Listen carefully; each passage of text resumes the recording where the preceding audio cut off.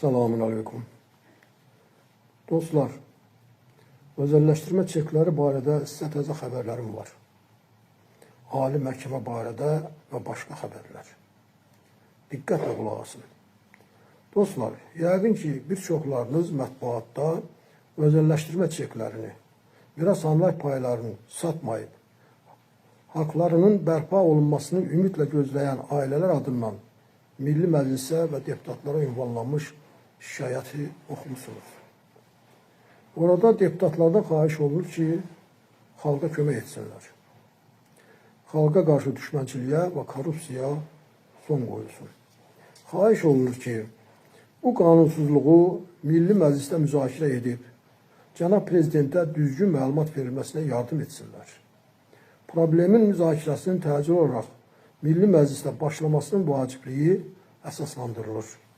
Diqqət edin, statistikaya görə özəlləşdirmə payları qalan yaşlı nəsildən olan vətəndaşlardan hər il 1,5% dünyası dəyişir. Özəlləşdirmə paylarını satmayıb, ümidlə saxlayan təqribən 1 milyon vətəndaşdan ildə 15 min insan, hər ay 1250 insan, yəni xalqın vədlərinin, deputatların xalqın probleminə biganə qaldığı hər gün 41 insan öz haqqına çatmadan dünyasını dəyişir. 2011-ci ildən sonra son 15 ildə öz halal miras əmlak payını almadan oliqarx məmurlar tərəfindən korrupsiyaya və qanunların pozulması nəticəsində hüquqları tapdalanaraq ölənlərin sayı Qarabağın erməni faşistləri tərəfindən işğal dövründə ata yurdunu görmədən ölənlərin sayından dəfələrlə çoxdur.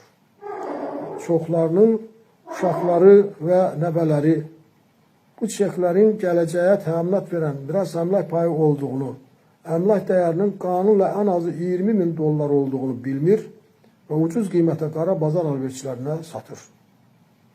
Dostlar, sizcə bugün Milli Məclisdə müzakirə etmək üçün bundan vacib nə ola bilər? Biz hamımız bunları bilməliyik.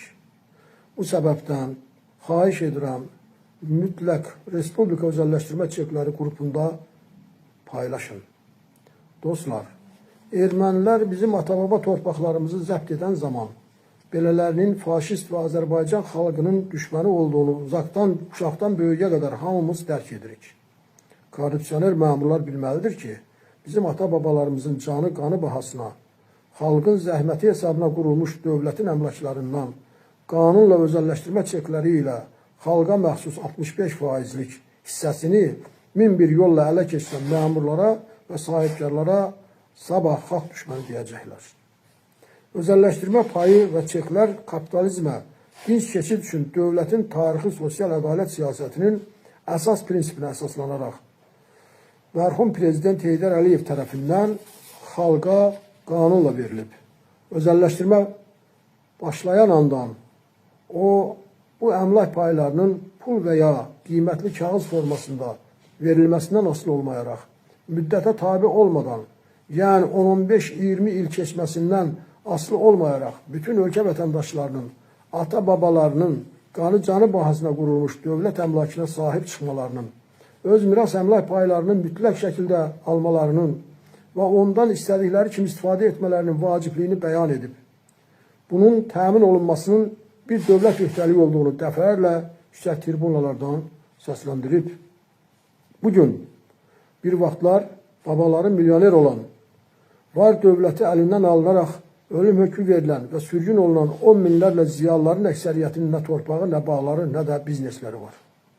Hamı bilməlidir ki, 16 ildir mərhum Prezident Heydər Əliyevin qoyduğu tarixi sosial ədalət siyasətini, xalqa vədini, imzaladığı konstitusiya və qanunları bəyənməyən və pozan, xalqın halal miras əmlak payının 1001 yolla ələ keçirməyə çalışan oliqarx məmurlar xalq düşmənidir. 2004-cü ilə qədər ödəmə tədiyyə vasitəsi kimi istifadə bugün də qüvvədə olan 878 nömrəli dövlət əmlakının özəlləşdirilməsi haqqında Azərbaycan Respublikası Qanununun 10-cu maddəsi ilə tənzimlənirdi. Korrupsioner oliqarx məmurların və Ramiz Mehdiyevin Cənab Prezident İlham Əliyevin etibarından sui istifadə nəticəsində konstitusiya və qanunlara tam zidd olaraq ilk dəfə Heydər Əliyev rəhmətə gedəndən 6 ay sonra 2004-cü ildə qanunla tənzimlənən mülkiyyətdən istifadə qaydası Ramiz Mehdiyevin hazırladığı və prezidenti aldadaraq imzalatdırdığı 75 nömrəli fərmanın 1.1 bəndi ilə mülkiyyətdən, çeklərdən istifadə hüququ məhdudlaşdırılaraq sonradan ləğv olundu. Ramiz Mehdiyevə cinayət işi açılması çox müsbət alınır. Ancaq məhkəmə hüquq sistemində onun köməkliyi ilə vəzifə tutanlar bugün də at oynadırlar. Dostlar, hamı bilməlidir ki, konstitusiya və qanunların pozulması nəticəsində mülkiyyət hüququndan istifadəni fərmanla məhdudlaşdırmaq və ləğv etmək korrupsiya cinayətidir. Cənab Prezident heç vaxt atası Heydər Əliyevin tarixi, sosial, iqtisadi, ədalət siyasətini, xalqa vədini pozan və korrupsiya cinayəti yaradan belə bir fərmana bilə-bilə qol çəkməzdi. Bu dövlət cinayətinin müəllifi olan Ramiz Mehdiyevin Cənab Prezidentin etibarından sui-istifadə edərək törətdiyi ən ağır dövlət cinayətidir. Xalqa qarşı düşmənçilikdir. Yəni, bugün qanunun fərmanla dayandırılması nəticəsində özəlləşdirmə çekləri olmadan dövlət əmlaklarının pulla satılması korrupsiya cinayətidir. Artıq 8 aydır Azərbaycan Respublikası Ali Məhkəməsinin İnzibati Kollegiyasında 2-1-102-1781 kəsr 2025 sayılı iş üzrə icraat aparılır. Ancaq Ali Məhkəmə inzibati işlərə baxan zaman qanunvericilikdən müddət müəyyən olunmayıb deyərək işi uzadır. Bəs bu nə vaxta qədər davam edəcək və nə etmək lazımdır? Hörmətli vəkillərinizin də dediyi kimi, biz hüquq müstəvisindən mübarizə aparmalıyıq. Vəkillər və hüquqşünaslar məsləhət görürlər ki, ailəsində özəlləşdirmə çekləri olan bütün ölkə vətəndaşları, şəhər və rayonlarda yaşayanlar, hamı öz ailəsi adından, öz seçki dairəsindən olan deputata müraciət etməsidir. Seçkidə iştirak etmişsiniz və ya etməmişsiniz. Bunun heç bir fərqi yoxdur. O deputat sizin deputatdır. Deputatın vəzifəsi həmin ərazidə yaşayan bütün vətəndaşlara kömək etməkdir. Deputatlar hər ay azı 3 dəfə həm Bakıda, həm də rayonlarda qəbul edirlər. Öz deputatınızın qəbul günləri və köməkçisinin telefon nömrəsini Google-da, internetlə deputatların qəbul günləri yazaraq axtarış etməklə tapa bilərsiniz. Köməkçisi ilə telefon əlaqəsi yaradıb qəbula gedərək şikayətinizi verə bilərsiniz. Hər biriniz bu işdə başqasına yardımcı olmalıyıq. Hüquqşünaslar hər bir vətəndaşın bu şikayəti mütləq oxumasını və ailəsi adından öz deputatına verilməsini vacib sayırlar.